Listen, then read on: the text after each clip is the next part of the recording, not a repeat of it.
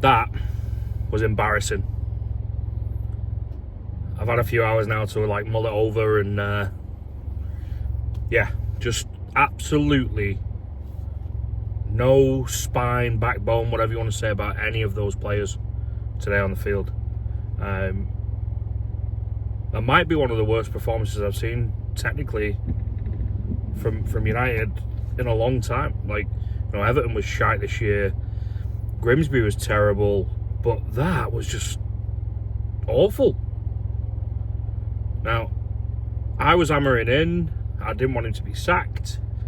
I never want a Man United manager to get sacked. I'm always going to back him. And I don't know who's going to be the right guy to turn this fucking club around. I don't know if there is one. We need a complete overhaul of everything. Diogo Dalot. I've been saying this and saying this and saying this. He is awful. Awful. I just watched Stephen Howson's video, and he said that he had a little moment of his son where he told F off Dalot, and he went back to him F off Gary Neville at the back end of his career because he was awful at that point. Dalot's been awful for ages.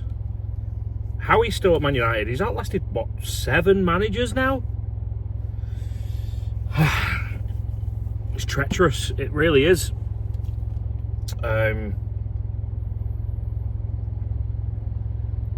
Shea Lacey comes on and gives a little bit of a bright spark, and, you know, I don't think the first one's a yellow card. Definitely not. But his second one, yeah, it's dissent. You know, as a young lad, you can't be doing that. But you could just see the emotion in his what he did there. Like, the emotion of it was, he wants to fucking win. He's a Man United fan. He showed more in the 25 minutes he was on the field before he got sent off than Mason Mount did all fucking game. It's just, you know, we do miss Mbeumo and Ahmad. You're going to play in a 4-2-3-1, you need width. Mount and Cunha are 10s. They're going to naturally want to come inside. So that doesn't work with them out there. Cunha's not in a great run of form. There's going to be questions asked of him and his form soon, if not already.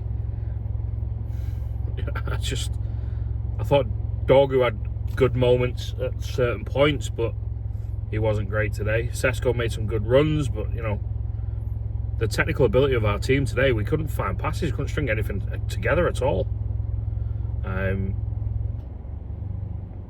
Yeah, and I just don't know where we go from here. It wouldn't shock me if they give Darren Fletcher the City and Arsenal game and kind of throw him under the bus a little bit, because we're not expecting anything out of those games for sure. But, you know, it'll just be like United to go and upset the apple cart a little bit and get results on against them maybe. But yeah, it's not great right now. Again, Ineos have got some serious questions to be answered. The heat's turning up on them, which is right. You know, do I feel sorry for Darren Fletcher? Yeah, I do. I feel very sorry for Darren Fletcher. You know, he's coming into this cauldron of crap, basically. And he's charged with kind of steadying the ship a little bit. Oi, oi, oi. We're mediocre. These players are not good enough. I think the recruitment's been terrible over the years. The players not good enough. I just don't. Yeah, it's crazy. Sesko's now got 3 and 2, which is probably the only positive you can take from today's game. That he's got 3 goals in 2 games. Ugarte, he's just bog standard. He's just a standard player at a mid-table team, which we are. Any revisionism of our thinking we're going to get top 4 or maybe even top 6, as things stand and the way that we're run, we're a mid-table club, and you can't tell me otherwise. Well, people are upset with this season because we look like we could have been in and around the top 4, which we probably could have, but it's not sustainable across the year with this team we've got. It is not sustainable with the team we've got. So, you know, I just don't get where we go from here.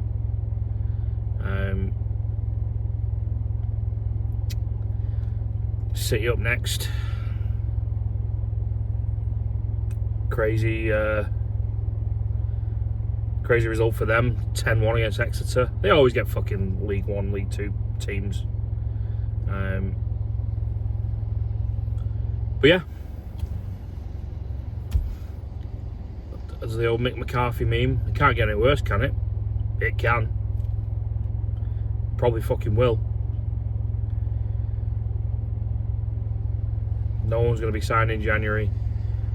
They might just give it Fletcher to the end of January and then spout out some shite of, you know, we need time, and then it's going to be Ollie or Carrick, maybe even both, after January when there's no signings to be made. Because we haven't got a fucking pot to piss in. So, anyway. Off to work I go. That's my team that I'm about to go and coach now. I would be livid at half-time. Livid with them at full-time. And I'd expect them to show me something different.